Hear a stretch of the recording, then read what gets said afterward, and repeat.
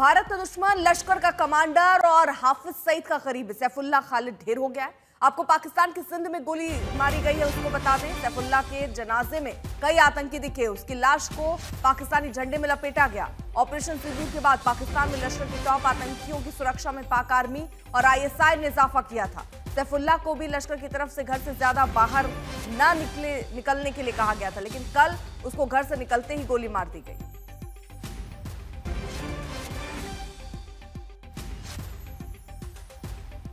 फिलहाल ये 3 तस्वीरें आपके सामने रख रहे हैं। सैफुल्लाह ढेर किया गया है, भारत में कई हमले के लिए जिम्मेदार था, हाफिज सईद का काफी करीबी, और इसे ढेर किया गया है। एक झटका हाफिज सईद के लिए।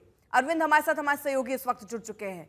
अरविंद, आतंकवाद किस तरह से खत्म हो रहा है? कुछ अज्ञात लोग पाकिस्तान में किस तरह कहर बटपाए हुए ये भी दिख रहा है, यानी आतंकी अब किसी तरह सुरक्षित ना महसूस करें खुद को।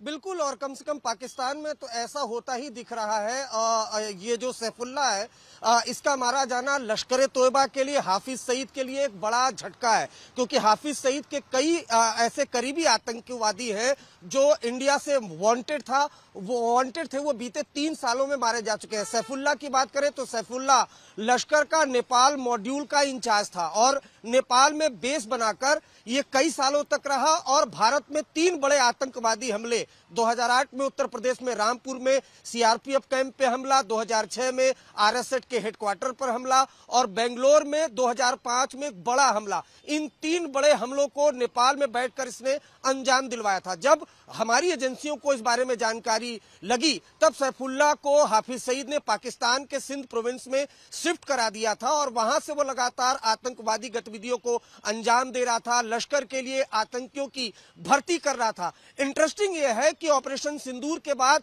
हाफिज सईद ने, लश्कर ने सैफुल्लाह को कहा था कि वो घर से कम निकले, उसकी सिक्योरिटी बढ़ाई गई थी। पाक आर्मी और पाकिस्तानी खुफिया एजेंसी ISI ने उसकी सिक्योरिटी बढ़ा दी थी, लेकिन जैसे ही कल वो घर से बाहर निकला, अज्ञात हमलावरों ने, अननोन गनमैन ने ताबड़तोड़ गोलियां उसे मारी और तड़प तड़प कर वो मरा है।